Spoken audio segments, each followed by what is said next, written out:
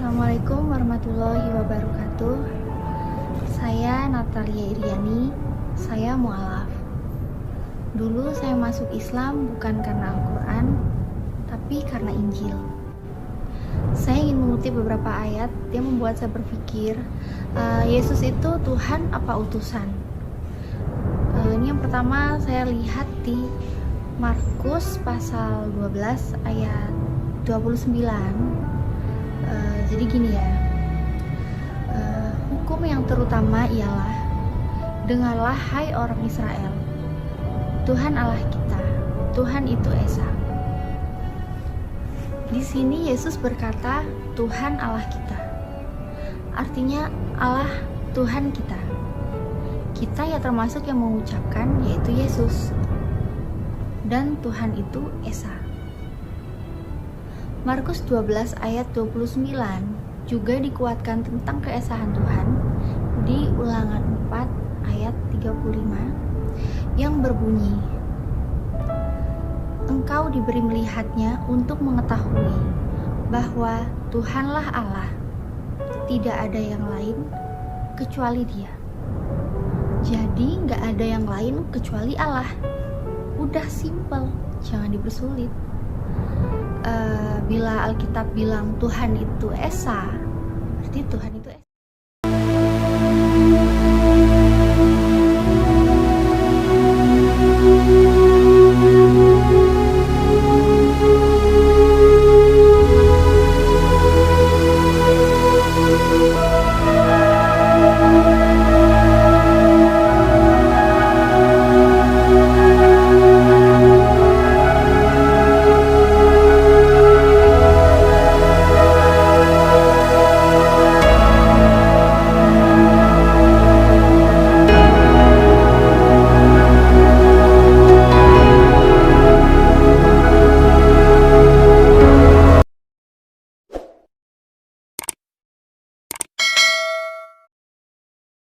Assalamualaikum warahmatullahi wabarakatuh.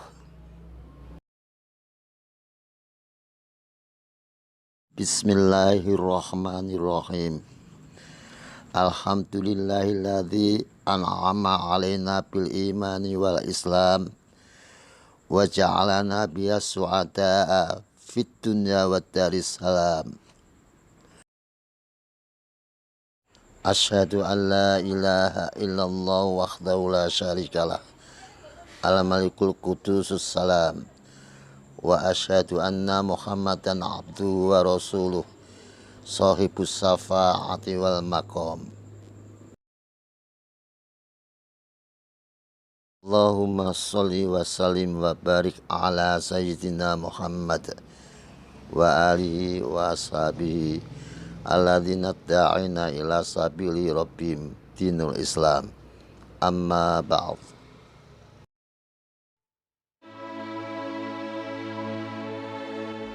Selamat datang di channel tentang kisah mu'alaf Bersahadat Channel. Bersahadat Channel adalah sebuah channel YouTube yang menyajikan informasi tentang saudara-saudara kita yang memperoleh hidayah, mengucapkan syahadat, kembali menjadi seorang muslimin dan muslimat seperti fitrahnya ketika mereka lahir, setelah lama memeluk agama lain.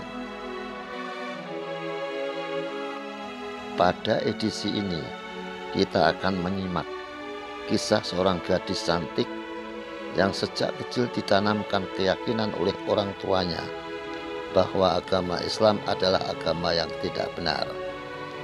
Karena doktrin orang tuanya, gadis yang memiliki nama Natalia Iriani ini sebelum memperoleh hidayah sangat membenci apa saja yang berkaitan dengan agama Islam. Saya nggak pernah baca buku tentang Islam.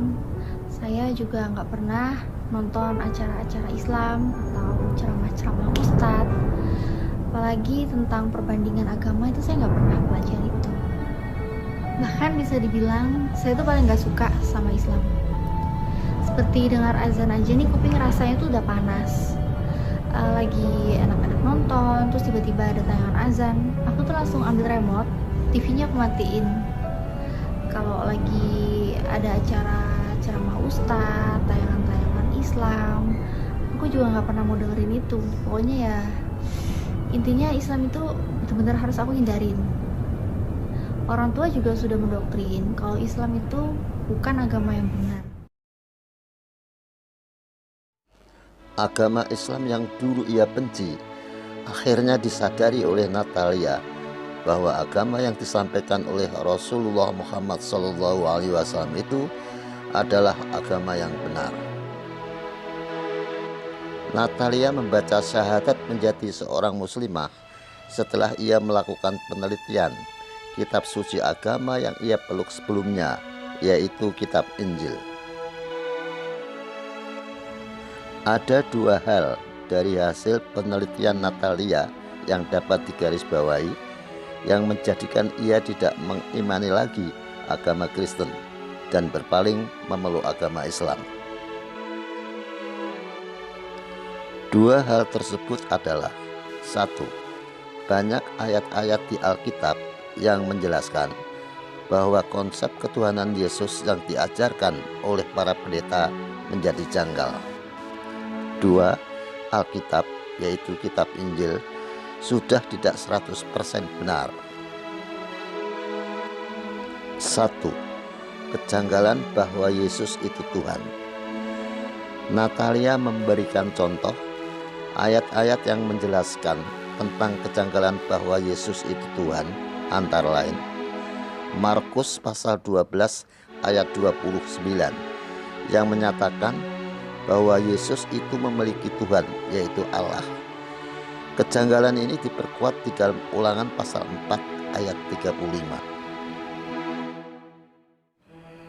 Kejanggalan konsep ketuhanan Yesus itu juga dijumpai di dalam Matius pasal 21 ayat 18 yang menjelaskan bahwa Yesus juga bisa lapar seperti manusia biasa. Mari kita simak bersama apa yang disampaikan oleh Natalia. Percaya Alkitab masih dengan dasar 1 Tesalonika 5 ayat 21 yang kita disuruh uji segala sesuatu dan peganglah yang baik. Nah, maka di sini saya ingin menguji Yesus itu apakah Tuhan. Sedangkan kita tahu indikator Tuhan itu Tuhan nggak pernah lapar. Tuhan itu pasti maha tahu, maha kuasa. Di sini saya ingin membaca Matius 21 ayat 18 sampai 19. Pada pagi-pagi hari, dalam perjalanannya ke kota, Yesus merasa lapar. Dekat jalan, ia melihat pohon ara lalu pergi ke situ. Tetapi ia tidak mendapat apa-apa pada pohon itu selain daun-daun saja. Katanya kepada pohon itu, "Engkau tidak akan berbuah lagi selama-lamanya." Dan seketika itu juga keringlah pohon ara itu. Yesus merasa lapar. Artinya berarti Yesus kan bukan Tuhan, karena Tuhan gak pernah lapar. Setelah itu, Yesus nggak tahu kalau pohon yang dia datangin itu ada buahnya apa enggak. Artinya berarti Yesus itu kan nggak maha tahu. Berarti Yesus bukan Tuhan. Kemudian, Yesus kecewa karena itu pohonnya nggak ada buahnya. Yesus pun mengutuk pohon itu untuk nggak bisa berbuah selama-lamanya.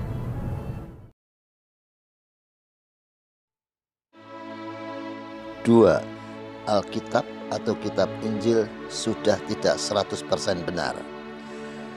Hasil penelitian Natalia yang kedua yang menyebabkan ia keluar dari agama Kristen adalah ditemukannya ayat-ayat kitab Injil yang saling bertentangan antara satu ayat dengan ayat yang lain.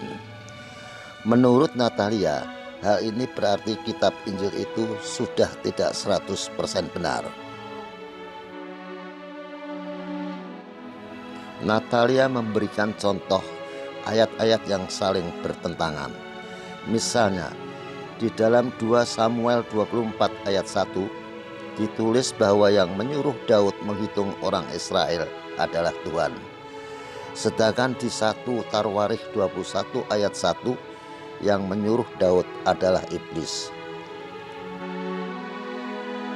Di dalam 2 Samuel 8 ayat 4 ditulis bahwa jumlah tentara berkuda tawanan sebanyak 1.700 orang. Sementara di dalam 1 Tarwarikh 18 ayat 4 disebutkan bahwa tentara berkuda yang ditawan adalah 7.000 orang. Contoh ayat-ayat bertentangan yang lain adalah antara Markus 15 ayat 25 dan Yohanes 19 ayat 14 yang membahas tentang waktu penyaliban Yesus. Tapi aku harus cek juga apa yang diomongin. Nah, karena aku browsing itu, terus di situ aku ketemu banyak sekali yang aneh yang membuat pikiran itu jadi nggak tenang. Jadi kesimpulannya dari aku browsing itu, aku ketemu ayat yang pertama di sini nih ya. Di 2 Samuel 8 ayat 4 itu aku bandingkan dengan 1 Tawarikh 18 ayat 4.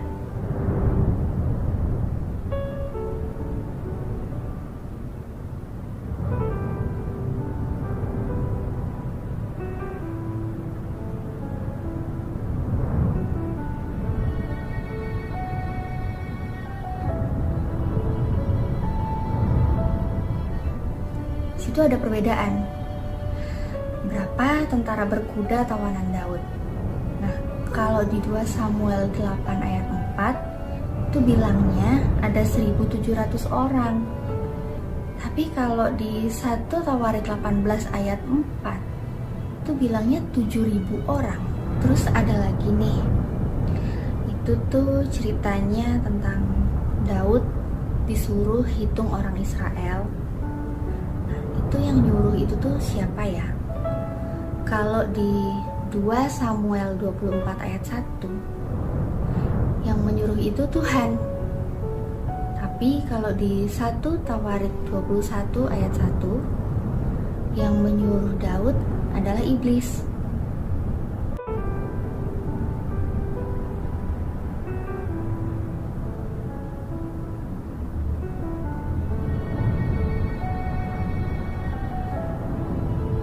Beda jauh ya Tuhan sama iblis. Berarti yang benar yang mana ya? Nah, selanjutnya ini cerita tentang penyaliban Yesus yang diambil di Markus 15 ayat 25. Itu dijelaskan kalau Yesus disalib jam 9.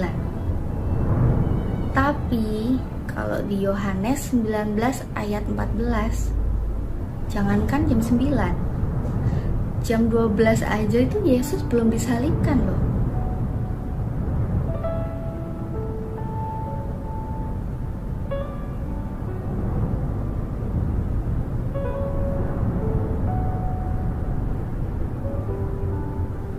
Nah, ini kan aku jadinya bingung. Yang benar tuh yang mana? Kok bedanya jauh banget? Jam 9 yang satunya tuh udah disalib, tapi yang satunya jam 12 belum disalib. Kan beda jauh ya, bikin bingung. Ayat-ayat seperti ini itu tuh aku ketemu banyak, gak cuma 3 ayat aja, tapi ada 12 ayat yang aku ketemu. Ya aku sih gak bahas semuanya sekarang sih, tapi nanti aku tulis di deskripsinya aja, jadi teman-teman bisa baca, bisa cek di situ gimana ayatnya ya. Kemudian waktu ayat-ayat itu membuat aku benar-benar bingung.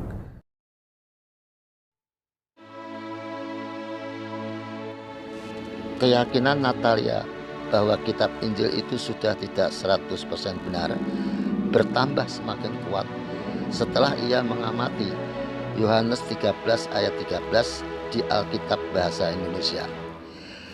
Yohanes 13 ayat 13 berbunyi, "Kamu menyebut aku guru dan Tuhan, dan katamu itu tepat, sebab memang akulah guru dan Tuhan."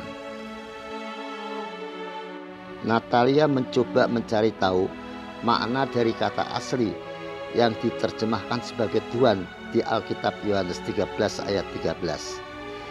Hasilnya, tidak ada satupun bahasa yang mengartikan Tuhan. Misalnya, di bahasa Inggris ternyata artinya Mister, di bahasa Melayu artinya encik, di bahasa Jawa artinya Pak. Klik di situ karena ada tulisan-tulisan bahasa aslinya. Bisa copy nanti di situ ya. Kita klik dulu.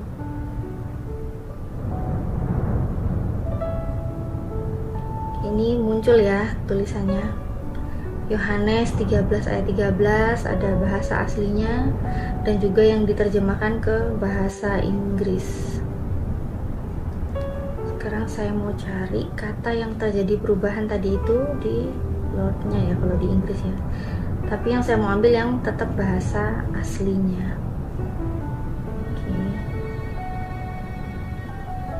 Bahasa aslinya saya copy dan saya butuh Google Translate biar kita tahu ini sebenarnya artinya apa sih, arti dari bahasa aslinya sendiri.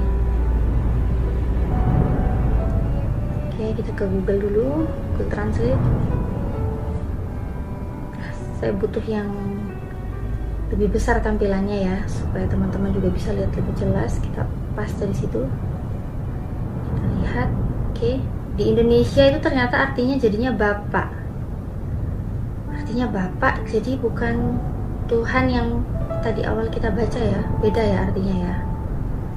Oke, terus kita coba ke bahasa Melayu.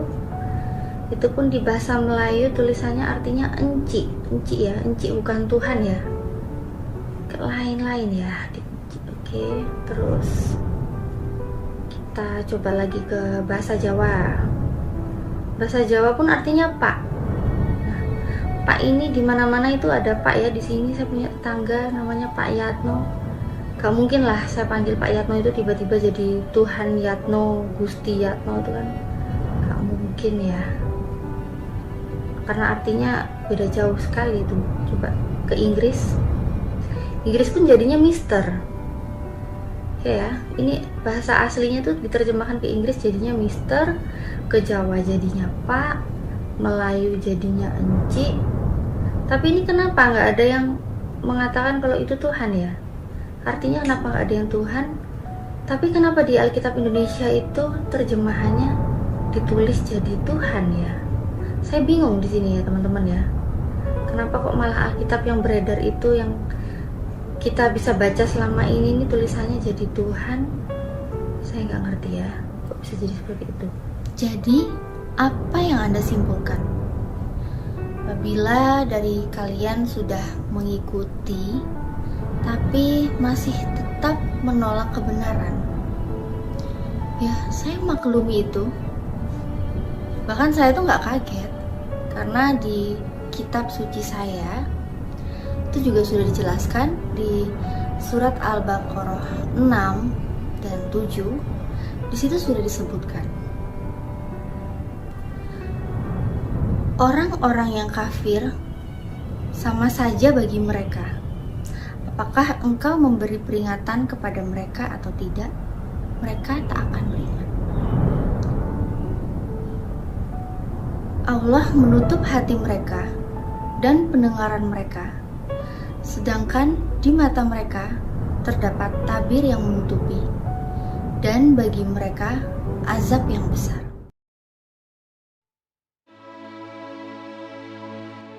Semoga kisah saudara kita Natalia Iriani ini bisa memberikan inspirasi untuk selalu menjaga keteguhan iman kita. Amin. Hadanallahu wa iyyakum asma'in. Wassalamualaikum warahmatullahi wabarakatuh.